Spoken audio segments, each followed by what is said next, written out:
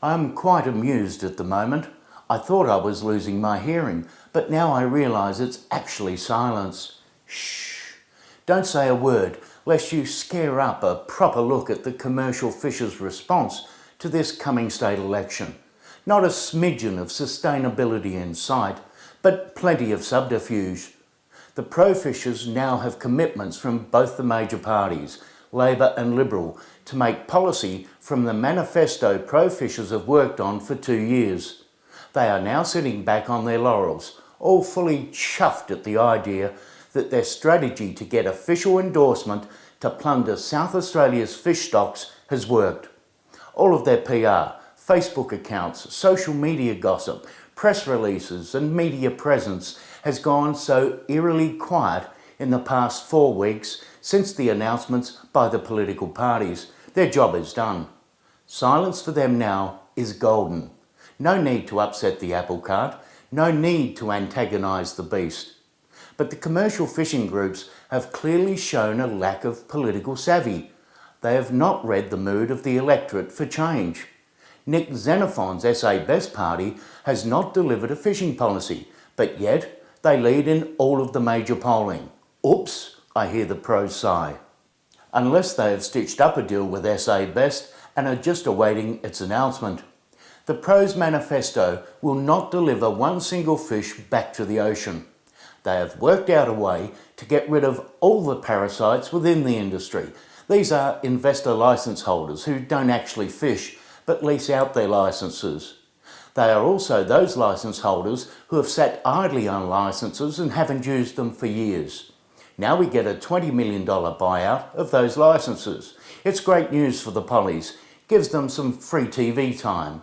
It's good news for the pros because they look as though they've taken a difficult issue and made the hard decisions to restructure their industry.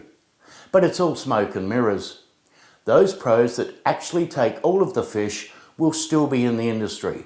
They've just swept the dirt out from the corners of their rooms. The manifesto calls for zoning of regions and access to marine parks. Zoning will basically give areas to the pros and say, fish there, but you can't fish in another zone if things turn bad or you fish it out. But when you understand the reasoning behind it, you know that if things turn bad because they net too much or their long lines devastate the snapper, then they'll simply claim the recreational fishers are catching all of the fish. Pirsa will step in and use its sustainability argument and reduce the recreational catch yet again. Taking 80 of 2,000 long lines out of the water is not going to do diddly squat in reducing effort on the snapper fishery. And what is galling about this is that the pros know it. But hey, it's all part of their manifesto. Remember Animal Farm? We're all equal, but some are more equal than others. That's what the manifesto is all about. But there's more. The cream on top of all of this for them is that they will get a study done on how many fish the recreational sector catches. That's all they want.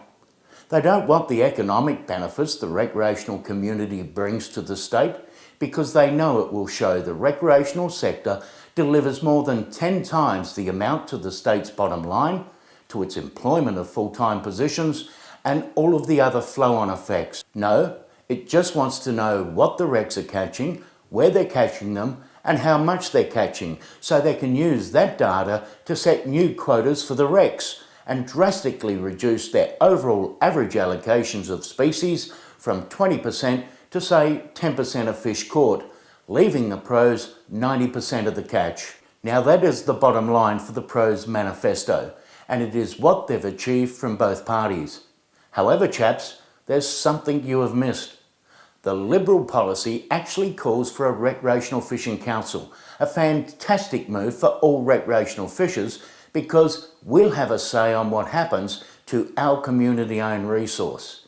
It will have a direct impact on that commercial proposal for a recreational fish study, which will be publicly debated to include the economic and social impact of this sector on the state's economy. The pros, although now quite smug on the way they have gone about implementing its manifesto, have forgotten the old adage, be very careful what you wish for.